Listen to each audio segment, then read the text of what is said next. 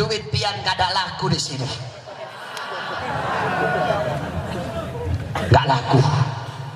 Oleh karenanya saudara-saudara, pada kesempatan yang mulia ini saya ajak semua hadirin yang hadir, muslimin muslimat, untuk mengeluarkan hartanya di jalan Allah. Habib, saya susah, ulun orang miskin BP, sedekah nggak dongku kaya. Saya kasih tahu sama kamu, tunggu dulu, tunggu nanti sambil qasidah. Saya kasih tahu sama kamu semua, dulu ada namanya Habib Abdullah Al-Idrus, Habib Abdullah bin Abu Bakar Al-Idrus Syamsi Sumus, yang ngarang Roti Pal Idrus. Beliau kaya raya. Beliau itu kalau turun dari kuda naik karpet merah. Beliau setiap datang tamu dihitung tamunya ini naik berapa anak tangga. Kalau tamunya naik 5 anak tangga, dipotongkan 5 ekor kambing. Kalau tamunya naik 3 anak tangga, maka dipotongkan 3 ekor kambing. Saking kayanya. Satu waktu datang tamu, berapa anak tangga? 7, dipotongkan 7 ekor kambing. Ini tamu heran, luar biasa ini Habib. Setiap ada tamu yang datang dihitung anak tangga. Kalau tamunya naik 3 tangga, berarti dipotongkan 3 ekor kambing. Saya nggak pernah nemu Habib dermawan kayak begini. Habaib itu begitu. Akhirnya saudara-saudara,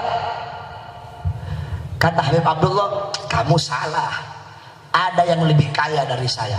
Saya mah nggak ada apa-apanya. Ada yang lebih kaya. Saya punya adik namanya Husain. Coba kamu lihat dalam hatinya, waduh, kalau kakaknya aja kayak gini, gimana adiknya yang lebih kaya. Didatengin Habib Husain. Ketika didatengin, kaget dia, rumahnya gubuk. Terus datang ke situ cuma disediain apa, kopi setengah gelas kopinya, sama roti kering setengah. Mari silahkan. Ini orang kaget, katanya kaya, kok cuma ngasih kopi setengah, roti kering setengah. Habis dia minum udah, oh ini pemanasan kali ini. Ditunggu nggak keluar-keluar, cuma itu aja udah. Akhirnya sudah, beliau pulang ke Habib Abdullah. Lah, Habib bohongin saya. Kata Habib, adiknya Habib lebih kaya, kok coba dikasih kopi setengah sama roti kering setengah. Apa kata Habib? Kamu tahu saya punya ratusan ekor kambing, saya cuma potong 4 ekor untuk kamu. Adik saya, harta yang dia punya pada hari itu, kopi 1 cangkir sama roti kering 1 biji. Setengah cangkir dia kasih untuk kamu, setengah untuk dia dan keluarganya. Roti kering dia bagi 2, setengah untuk kamu, setengah untuk dia dan anak-anaknya. Dia lebih kaya dari saya karena bisa memberikan setengah hartanya untuk kamu. Jadi sedekah harus tunggu kaya. Contoh, kamu punya uang 100.000. Contoh, kamu punya uang 100.000. Saya punya uang 10 juta. Saya sedekah 1 juta. Kamu punya uang 100, sedekahnya 50. Kalau nominal kan saya lebih banyak, tetapi kaya dan dermawannya kamu lebih kaya dan dermawan. Kenapa? Cuma punya uang 100 tapi bisa menyedekahkan setengahnya. Saya punya uang 10 juta tapi cuma 1 juta doang. Kamu punya 100 tapi bisa memberikan setengah hartanya. Oleh karena itu orang sedekah ya itu nggak bakal susah. Kamu sedekah, kamu nggak bakal susah. Enggak sedekah juga nggak bakal kaya kamu. Justru semakin kamu keluarkan, semakin kamu akan mendapatkan balasan dari Allah. Kamu tahu Rabi'atul Adawiyah, satu waktu Rabi'atul Adawiyah menyedekahkan sebuah piring makanan. 1 piring makanan dia sedekahkan. Pagi, siang datang orang bawa 8 piring makanan untuk beliau. Kata beliau, saya tidak mau. Loh, ini hadiah untuk kamu. Nggak, saya tidak mau. Akhirnya maghrib datang bawa orang-orang bawa 10 piring, baru beliau mau. Aneh kan? Apa siang orang datang ngasih 8 piring ditolak, ketika maghrib orang datang ngasih 10 piring diterima. Orang-orang nanya kenapa? Kata beliau, tadi pagi aku menyedekahkan, mengeluarkan 1 piring di jalan Allah.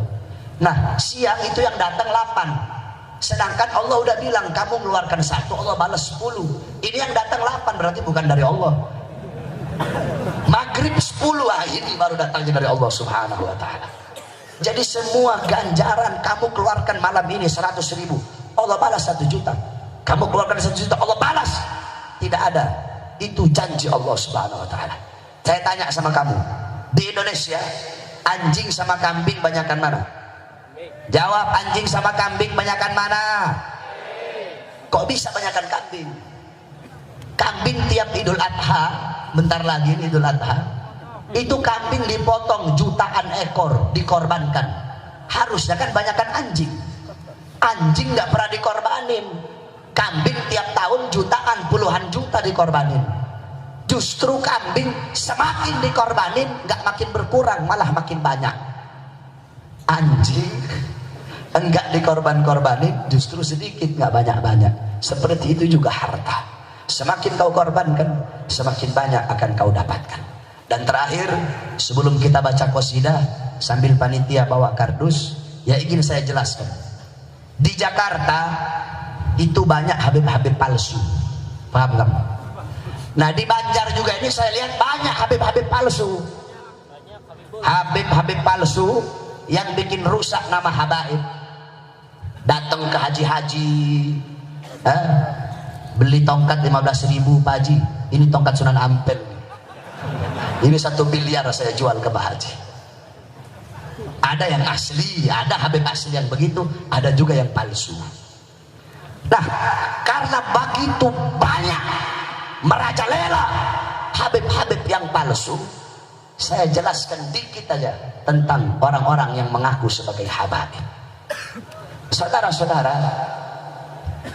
habaib itu bid'atur rasul, darah daging Nabi, anak cucunya Nabi. Aduh panjang itu kalau mau dijelasin. Intinya saja, yang menjadikan seseorang habib itu bukan muka.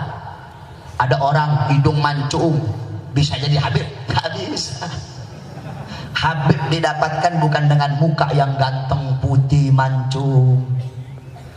Habaib, sayyid, syarif tidak bisa didapatkan dengan harta yang banyak. Ada orang punya uang banyak, karena harta yang banyak langsung dia jadi habib.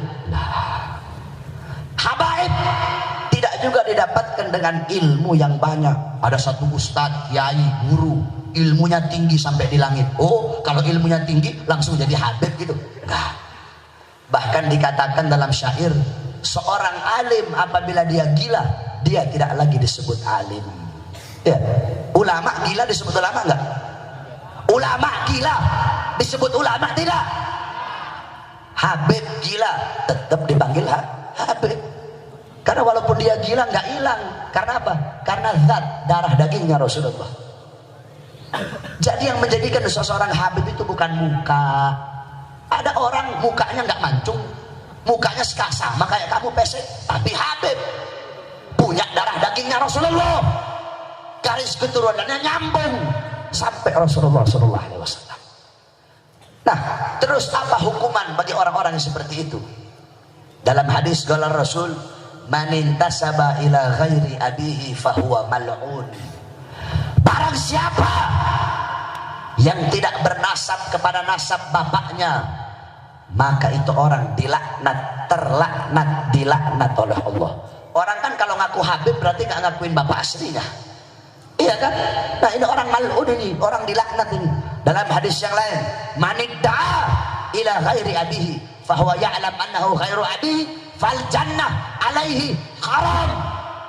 Barang siapa yang mengakui orang lain sebagai bapaknya atau mengakui nasab lain sebagai nasabnya, ente alkohol ngaku asgaf, yang satu alkalin ngaku alkaf, mengakui nasab lain sebagai nasabnya, mengakui orang lain sebagai bapaknya, sedangkan dia tahu, bukan enggak. Kalau dia nggak tahu nggak dosa, dia tahu bapak itu bukan bapaknya, dia tahu nasab itu bukan nasabnya, tapi dia akui, maka sorga baginya haram. Kalau haram masuk sorga berarti masuk mana? Kalau haram masuk sorga berarti masuk mana? Ada orang datang, Beb Bahar, kenapa? Anak semalam mimpi ketemu Rasulullah. Terus Rasulullah ngasih anak gelar apa? Al-Idrus. Beb, iya kenapa? Anak semalam mimpi apa? Ada cahaya. Terus dia bilang anehnya segaf. Oh, ente dapat nasabnya itu dari mimpi. Iya Habib, dari mimpi. Kalau ente dapatnya dari mimpi, ngakunya juga lewat mimpi. Betul? Dapat Ali terus dari mimpi, dapat asegapnya dari mimpi, dapat bin semitnya dari mimpi. Kalau dapatnya dari mimpi, ngakunya juga lewat mimpi. Jangan sembarangan ngaku-ngaku habaib. Dipikir enak kalau jadi habib. Jadi habib nggak enak. Kamu berbuat dosa 1, habib bikin dosa 2. Kamu pikir enak jadi habaib? Al Habib Ali bin Ja'far As-Segaf, ahli nasab, beliau sudah bilang, kamu cukup menjadi umat Nabi itu udah enak, udah nikmat jadi umat Nabi. Ngapain lu ngaku-ngaku jadi habib? Makanya kamu baca kitabnya Abuya, kalau nggak salah Syarafu Ummatil Muhammadiyah, itu yang menjelaskan tentang apa kemuliaan umat Rasulullah. Kamu baca itu kitabnya Abuya Maliki. Udah enak jadi umat Rasul, pakai mau ngaku-ngaku habib. Tidak ada. Ilmu nasab itu ada mardudun nasab, ada maktuun nasab, ada maskukun nasab, ada majhulun nasab. Oh banyak itu. Maka jangan sampai ngaku-ngaku habaib. Jadi umat Nabi udah enak. Kita doakan mudah-mudahan para habaib kita di Banjarmasin, Allah panjangkan umur beliau, Allah sehatkan jasmani dan ruhani beliau, wabil khusus keluarga besar daripada sahibul hal Al Habib Salim bin Hamid Al Kaf. Mudah-mudahan Allah jadikan keluarganya anak-anak salihah, alim alimah, jajiyah, abid abidah, zahid zahidah, wari' wari'ah. Amin ya rabbal alamin.